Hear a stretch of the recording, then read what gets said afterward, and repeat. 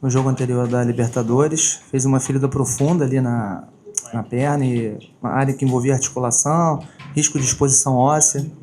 Aí, por uma questão de segurança, a gente acabou não levando ele para o jogo da Argentina.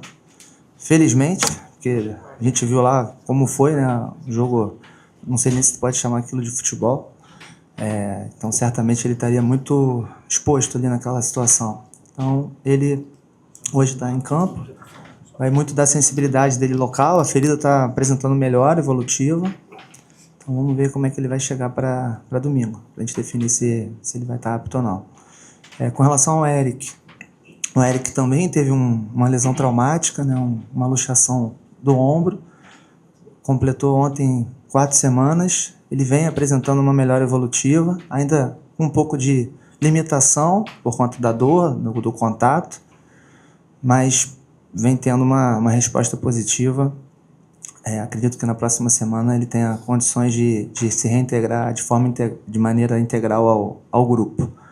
E o Paquetá fez aquela lesão no tendão, né, do bíceps femoral, uma lesão que felizmente não era nada relacionada ao joelho, né, intraarticular, que era a nossa preocupação, mas é uma lesão de tendão, uma lesão muscular, de fato, tem um período de recuperação maior, mas ele está evoluindo bem, está cumprindo todas as etapas que a gente estabeleceu para ele aqui no departamento.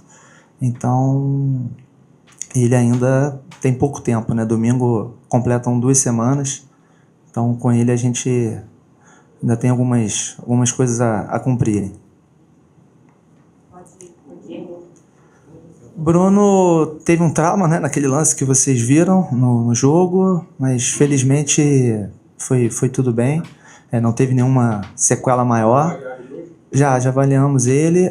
O Bruno, assim como outros, porque vocês ficam sabendo dos casos que impossibilitam os atletas de jogarem, né, com as fraturas. Então, por exemplo, a gente teve a luxação do Eric, teve a fratura do Cebola, teve agora a fratura do Arrasca, a fratura do Royal. Então, assim, eu estou falando aqui só de fratura. Tem 1 mês de lá para cá. Cebola foi costela. Então, se você for pegar em 1 mês 4 lesões, 4 fraturas, acho que para o futebol tá desproporcional, né? Então, acaba que a gente vê uma arbitragem que, principalmente na Libertadores, é muito conivente, né? E permissiva com os outros clubes. E isso é só o que vocês sabem, que acabam afastando os atletas dos treinos e jogos, sem contar as outras lesões, outras coisas que a gente vai manejando aqui de maneira conservadora, né? Mas tá assintoso o número de fraturas que a gente vem tendo no nosso elenco.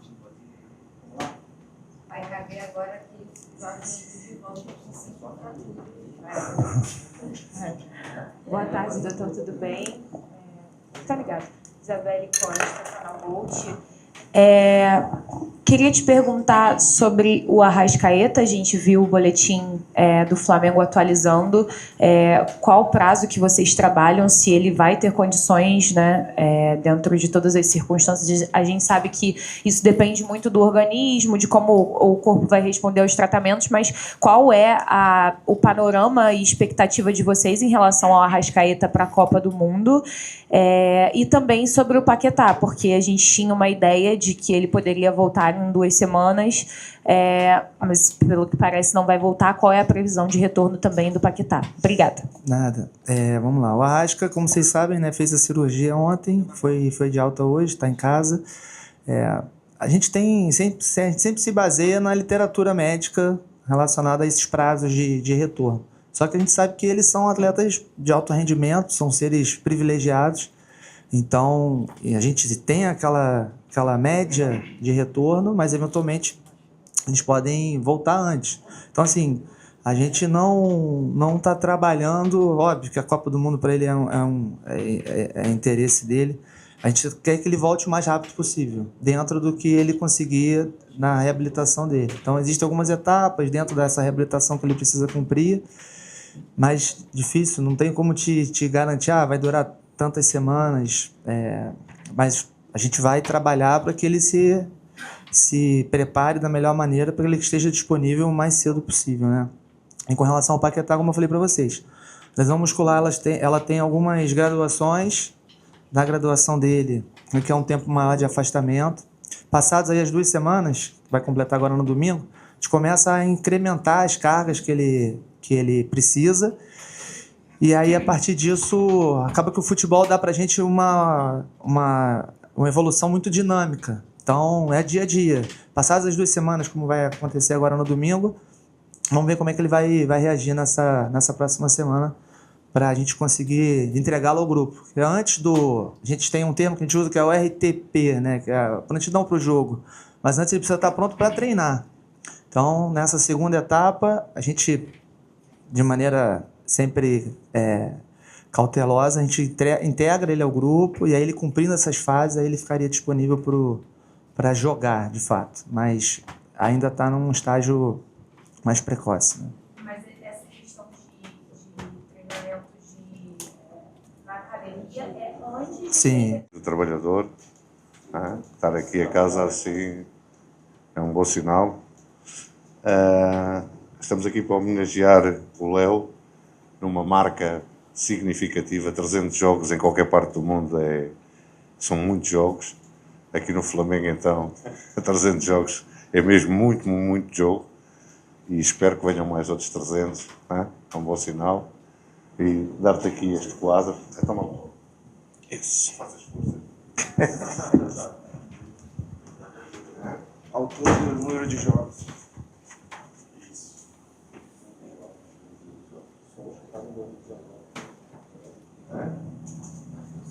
Jogou logo depois, né?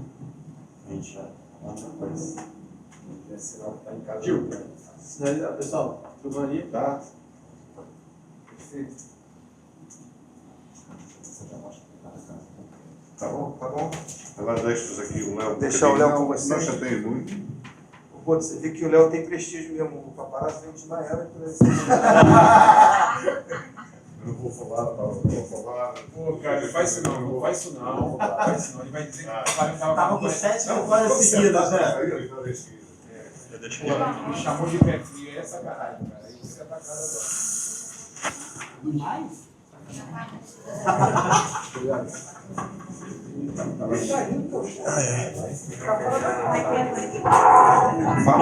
Vamos lá?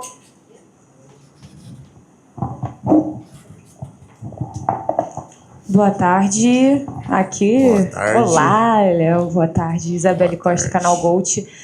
Léo, é até impressionante a gente falar sobre uma marca tão histórica e significativa, 300 jogos realmente, e ainda mais olhando para a tua trajetória aqui no Flamengo, né? Tu passou por tantos momentos e é um jogador hoje muito importante para essa defesa, um jogador muito importante para o grupo também. Queria que você pudesse falar, né, sobre essa marca, sobre tudo que vem na tua cabeça pensando nesses 300 jogos que foram, com certeza, naquele carrinho de montanha-russa, né?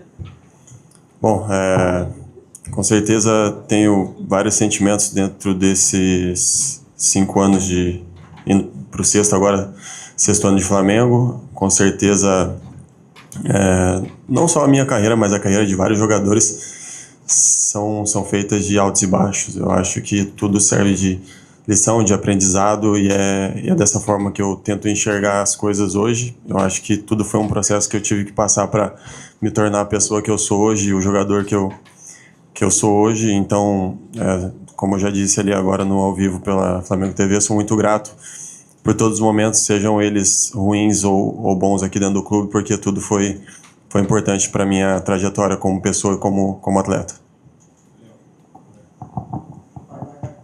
Léo, então, a gente estava falando aqui quando você chegou, né, que tem a galera de 2019, você chega logo depois, passou por momentos difíceis, hoje é uma realidade, em títulos é o maior zagueiro da história do Flamengo, em títulos. Eu queria te perguntar sobre essa trajetória, né, as amizades que você conquistou, tudo que você hoje já recebe, o carinho que você já recebe da torcida. Que você falasse um pouquinho, fizesse assim uma reflexão de tudo que aconteceu num momento tão importante desse, marcante de 300 jogos. Bom, como eu falei, eu acho que sou muito grato por tudo que o clube me proporcionou, a torcida, companheiros de equipe, staff, diretoria, enfim, todos aqueles que agregaram de alguma forma. Até nos momentos ruins, eu acho que tudo serviu de aprendizado. E com certeza as amizades são importantes também, porque querendo ou não, nossa segunda família é aqui, é onde a gente passa a maior parte do tempo, então você tem que ter uma conexão muito boa até para que flua o trabalho. Então eu sou muito grato e com certeza vou levar pessoas aqui para sempre na minha vida. E é isso. Quero continuar fazendo história aqui no clube e completar 350 e quem sabe 400.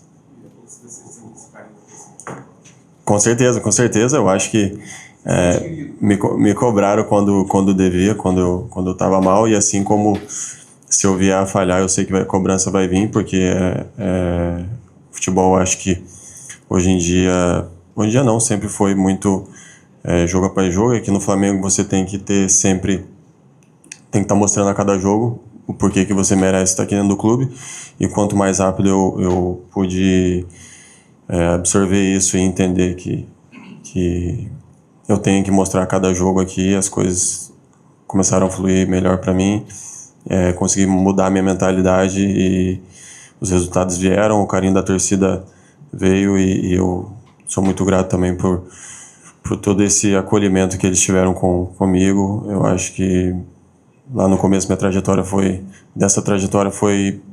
bem ruim do ponto de vista do torcedor, e eu entendo, porque naquele momento eu não estava entregando aquilo que era esperado, mas eu consegui ter uma resiliência muito boa e junto com os meus companheiros, junto com o clube, com minha família também, eu consegui dar essa volta por cima.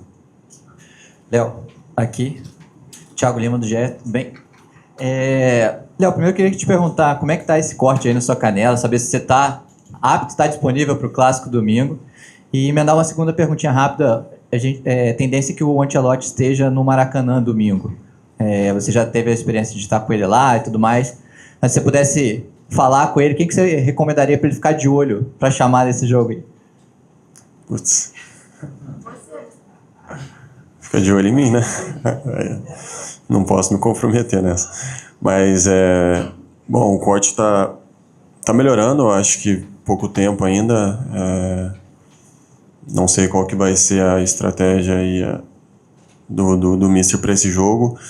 Eu estava treinando somente na academia nesses dias, foi um corte profundo, levei, eu acho que 3, 4 pontos na região, mas estou me recuperando, estou bem. Hoje voltei para o campo e espero me recuperar ainda mais para que eu possa estar no domingo.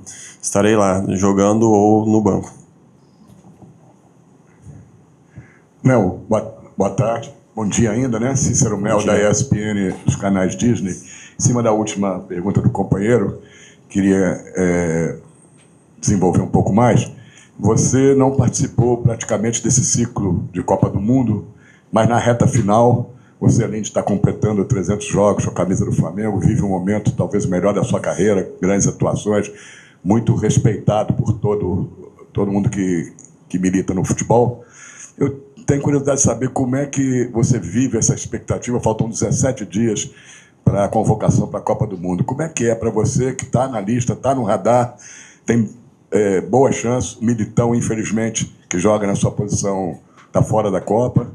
E como é que você vive essa expectativa, o dia a dia? Você fica esperando aí o dia 18 para ver se seu nome está na lista? E como vai ser para você se você estiver na lista? O que vai representar? E também como você vai reagir se não estiver na lista? Respondendo essa última pergunta, eu já respondi lá depois do jogo contra a Croácia que, independente de estar ou não na lista, se eu estiver, vai ser um sonho realizado, com certeza. Eu vou estar muito feliz e realizado com esse sonho. Se eu não tiver, eu vou estar torcendo por todos aqueles que vão estar lá representando o nosso povo, que eu acho que isso é o mais importante, independente de se eu estiver lá ou não, se outros jogadores não estiverem também. Vale muito esse apoio externo também. E a cada dia que passa, a ansiedade vai aumentando, não tem como mentir ou falar que eu não estou ficando ansioso, mas eu sei também que se passa muito pela minha sequência, pelos meus jogos aqui no Flamengo, eu tenho que estar bem. Não adianta eu ficar pensando só lá no dia 18 e não fazer meu papel dentro de campo, nos treinamentos. Eu acho que, independente de ir ou não na última convocação, já tivemos vários exemplos em outras convocações, em outros anos, de jogadores que só foram convocados na última. Então, eu acredito que, como o Ancelotti já falou, a lista está praticamente fechada e eu espero que eu esteja, mas se eu não tiver, também vou estar torcendo pelos meus companheiros. Léo, aqui atrás. Bom dia. Léo, 300 jogos, alguns momentos durante toda essa trajetória, você chega ali logo depois de uma temporada vitoriosa de 2019 para o lugar do Pablo Mari, que tinha feito uma dupla fantástica com o Rodrigo Caio. No começo oscilou um pouco e teve várias vezes próximo de sair do Flamengo, né? Clubes interessados, e aí sempre acontecia alguma coisa que você permanecia. No ano passado você foi um dos jogadores que mais jogou na temporada. Queria saber em que momento que foi essa virada de chave, que você deixa de ser um jogador que poderia sair a qualquer momento para se tornar um jogador quase que imprescindível no elenco, um titular absoluto jogando ali na zaga pelo lado esquerdo. Quando é que isso mudou na sua cabeça? Quando é que você entendeu que você estava se tornando um grande jogador dentro do elenco do Flamengo? Obrigado. Bom, como todo mundo já sabe, e você acabou de falar, meu início aqui foi um pouco difícil. E aí depois, é claro, com a chegada do Dorival, se eu não me engano, nessa época que eu vinha me tornar titular, mas eu já tinha tido outras oportunidades. Mas eu sempre fui um zagueiro que nunca me escondi do jogo, sempre quis estar disponível, seja lá qual fosse a pressão que a gente estivesse vivendo naquele momento. E foram muitas em 2020 e 2021. Tem a pandemia, tem a demissão de vários técnicos. Enfim, sempre tive muito disposto a ajudar, seja lá a forma que fosse. Então, nunca me escondi e eu sempre tive essa característica de me expor mesmo e tentar ajudar da melhor maneira. Eu acho que eu pedia muito uma oportunidade em momentos que o clube não estava bem naquele momento, com a troca de vários técnicos. Enfim, e aí tive várias oportunidades também para sair. E aí teve muitas pessoas aqui internamente também que me ajudaram, e uma dessas foi o Marcos Braz.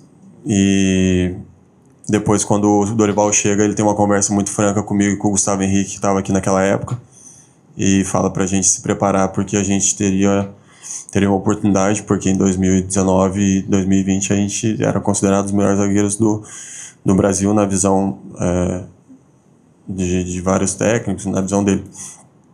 E eu me preparei e sabia que ali poderia estar a minha última oportunidade, de repente, de dar essa volta por cima no Flamengo.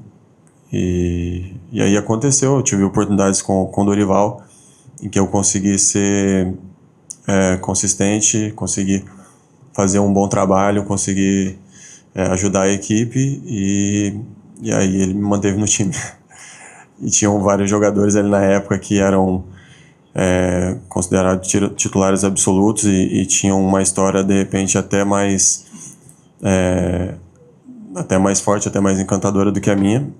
Porém, naquele momento ali, eu acho que além de ter várias pessoas acreditando no que eu poderia entregar, eu acho que Deus também me abençoou muito. Foi um momento que eu senti que eu tinha um propósito muito grande aqui dentro do clube, e foi até revelado numa igreja que eu fui. Então foi um momento marcante para mim, não tem como esquecer dessa oportunidade que o Dorival me deu. Léo, aqui na frente, Monique Danello, TNT Esportes. A gente está hoje há 40 dias da Copa do Mundo e acho que, no fim, nesse último mês, a gente está vendo um fenômeno, né, que é muito peculiar desse momento pré-Copa, que são jogadores muito preocupados em não perder a oportunidade de estar na Copa por lesão. Então, é natural, qualquer um que cai no chão num jogo, todo mundo, né, qualquer um que esteja envolvido nessa possibilidade, todo mundo quer saber se esse jogador tem condições de se recuperar a tempo ou não. Queria saber como é para vocês dentro de campo, sabendo que a possibilidade está ali real, que você tem que entregar o seu máximo para estar na lista. Ao mesmo tempo, um mês super decisivo do Flamengo. Mas que ao mesmo tempo tem que tomar esse cuidado e tentar se preservar de alguma forma. A gente viu o que aconteceu com a Arrasca, agora é o caso mais recente. Como que vocês lidam com isso mentalmente e fisicamente falando?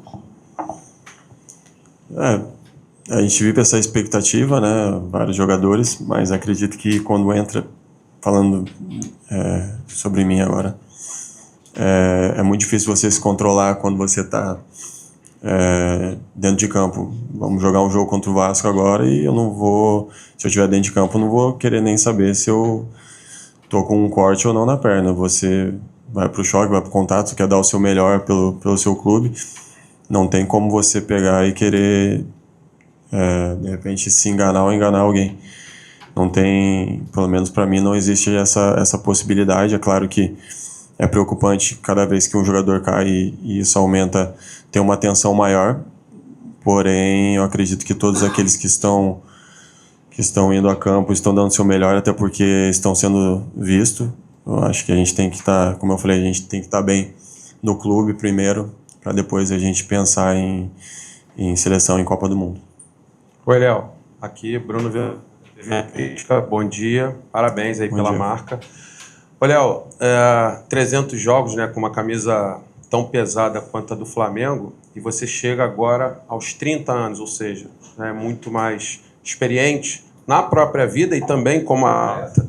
Você comentou ainda agora que o início aqui no Flamengo não foi, de repente, o que você mesmo esperava, ou o que você desejava. Então, eu quero que você desenvolva um pouco mais o porquê você acha que isso aconteceu. E hoje, do alto dos seus 30 anos, jogador de seleção cotado para ir à Copa, com essa marca aqui no Flamengo, o que você diria como, de repente, um conselho para aquele Léo que chegou aqui no Flamengo em 2020? Obrigado e parabéns. De nada, obrigado. Bom, eu acho que eu não estava pronto. Não estava pronto, de repente poderia falar que o time não estava encaixado ou que a mudança de técnico atrapalhou. Isso todo mundo já sabe, mas pro Léo, de repente, para minha história, tinha que acontecer aquilo e não tenho que eu pegar e culpar aquele Léo que eu era naquele momento, seja a pessoa ou o atleta. Eu acho que tudo fez parte do meu processo e, infelizmente, teve que ser dessa forma. Eu acho que você vê várias histórias de muito sucesso que teve seu momento de fracasso, seu momento ruim. E o meu não foi diferente. Eu acho que naquele momento eu não estava preparado, de repente, para as oportunidades que apareceram. E tiveram fatores também que inclui resultado, mas isso eu acho que nem vale a pena falar disso. Eu prefiro falar de mim, que eu poderia estar melhor preparado de repente. Se preparar mais. Não está preparado? Léo, boa tarde. Igor Durileu, da Band. Você disse que vai estar no Clássico de domingo, seja no banco de reservas, seja em campo. E pesquisando seus números, a gente viu que você nunca saiu derrotado de um jogo contra o Vasco, seja no Atlético Paranaense, seja no Flamengo. Só no Flamengo foram 11 partidas. É um clássico que tem uma rivalidade muito grande, enfim, histórico, mas ultimamente o Flamengo tem tido um domínio grande. Como é que você vê esse domínio e também esse seu retrospecto contra o Vasco? Como é que você vê esse tipo de confronto, esse jogo em específico? É um jogo muito especial para o estado do Rio de Janeiro, para o Brasil. Acho que é um clássico, um dos maiores clássicos da América Latina. E com certeza a gente sempre pensa em dar um espetáculo bonito para quem está assistindo. É claro que respeitando a equipe adversária, que é uma grande equipe e tem um grande técnico. E com certeza deve estar se preparando muito também para esse jogo. A gente fica feliz pelo retrospecto, mas a gente sabe que isso não entra em campo. O que entra em campo são os jogadores querendo representar o seu escudo, a sua camisa. Boa tarde, Léo. Aqui à sua direita, Lucas Baer do Lance. Você tem no Flamengo um companheiro que é o Danilo, que, assim como você também, está sempre no radar da seleção, né? O Ancelotti falou já sobre ele. Queria saber se ele é um espelho para você, visando, claro, a Copa do Mundo, e também se já rolou alguma conversa com o Danilo sobre Copa do Mundo, algum bastidor que você possa contar para a gente. Obrigado. Não, converso... Hã? Não, mas eu converso bastante com o Danilo, é um cara que é multicampeão, tem o respeito de todos e agrega muito desde que chegou no Flamengo, nos deu um título de Libertadores e não tem como você não mirar num cara desse e tentar colher ao máximo todas as informações e tudo aquilo que pode agregar na sua carreira. Então eu sempre estou colado nele e quero saber de alguma coisa. A gente teve algumas conversas também sobre seleção, sobre um possível livro que ele vai fazer, então tem várias conversas assim desse tipo e eu tento aproveitar ao máximo porque é um cara que é muito inteligente, não só em campo, mas fora também. Léo, aqui, boa tarde. Sempre tem brincadeiras na internet, né, sobre sua mudança do dia que você chegou no Flamengo para hoje, inclusive visualmente falando, né? Uma mudança no todo. No atleta, em como você está hoje, sempre tem esse tipo de brincadeira. Mas eu queria saber, todo mundo falou aqui sobre o seu processo até aqui, mas como está o Léo hoje, e não a parte física, mas o Léo hoje, um projeto para frente, né? Já que você chegou, digamos que, num auge no Flamengo, 300 jogos, uma marca expressiva, seleção brasileira. Qual a perspectiva daqui para frente, já que o passado a gente já falou do que aconteceu, o que espera o Léo de agora para frente? Bom, eu tenho muito claro na minha cabeça que eu quero continuar evoluindo, apesar não, né, tenho 30 anos ainda, mas quero continuar evoluindo e sempre mantendo uma constância, porque é isso que tem me levado a lugares que eu sempre sonhei, que é a seleção, que é títulos. Então eu sei que essa constância, essa evolução diária tem que existir, essa ambição de títulos também é muito importante, de fazer história, ainda mais pelo Flamengo. Eu acho que é muito viva dentro de mim e eu quero conquistar ainda muito mais coisas com o manto e quero continuar nessa constância que eu venho tendo há algum tempo.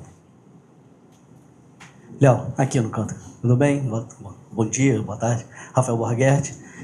Queria perguntar para você essa avaliação dos seus 300 jogos, essa marca expressiva. Você já contou aqui pra gente uma grande parte dessa história. Você que já chegou a ser vaiado, ser aplaudido, já ficou no banco, já titular absoluto, hoje em dia praticamente convocado para a seleção brasileira. Queria que você avaliasse toda essa sua trajetória. Qual foi o seu melhor momento e o seu pior momento até hoje? Obrigado. Bom, melhor momento é hoje, é o que eu estou vivendo hoje, a expectativa de estar sendo convocado para uma Copa do Mundo, com certeza não poderia ser diferente. Estou vivendo o meu melhor momento da minha carreira, bem fisicamente, mentalmente, muito bem também. E o pior foi o início. Acho que teve vários momentos ali em que atuei mal, entreguei gol, fiz gol contra, então pode selecionar alguns aí. Então, tá aí os dois, aí você escolhe. Léo, aqui na frente, tudo bem? Boa tarde, Gabriel Órfão aqui. Léo, você já teve muitas duplas de zaga no Flamengo, né? Você foi campeão de uma Libertadores sendo titular com o Davi Luiz, campeão de outra Libertadores sendo titular com o Danilo, ficou muito marcado com o Léo Ortiz. Queria saber um pouco de você sobre essas duplas. Qual foi a dupla que mais te marcou, o jogador que teve mais proximidade? Não vou falar disso não. Não vou falar disso não. Todos foram importantes, todos tiveram sua importância e me ajudaram demais. E a gente formamos, né, várias duplas incríveis, eu acho que marcantes, que hoje em dia a gente não fala, pode não dar tanta notoriedade assim, mas lá na frente, daqui uns 10, 15 anos, a gente vai poder lembrar dessas duplas que passaram por aqui e conquistaram esses títulos importantes. Eu acho que de 2019 ficou muito marcado, mas esses 2 títulos de 22 e 25 também daqui a um tempo vai ter a sua relevância. O Tetra agora foi muito importante. Eu acho que cada dupla que passou e cada dupla que eu tive o prazer de jogar e de atuar ali teve seus momentos especiais, teve seus títulos e o mais importante eu acho que é o Flamengo tá vencendo e conquistando títulos. Mas você tinha um toque de mão com todos ou só com o Léo? Gente? Cara, não, só cortiça. Aí, pronto. Tá. Mas meu parceiro de futebol era o Davi Luiz. Tá vendo? Eu fiquei curioso com uma coisa. Letícia, você acha que ele tá mais bonito agora ou antes? Ela queria falar da minha evolução da beleza ou do talento? Eu queria entender. Botou quanto? É mais fácil falar da evolução. Tá em falta. Mais fácil falar do Melhorou. A 3x4 melhorou. Mulherada aprovou, então. Bofo não gostou tanto assim. Tá bem, pode fazer. Vamos lá, gente. Valeu. Parabéns, Léo. Parabéns, Léo. Você mostrar. Tá, tia. Pode tirar. Não ia dar esse nome pra vocês. Não. A nossa não vai pela perna, então os caras do Vasco vai pegar. Valeu,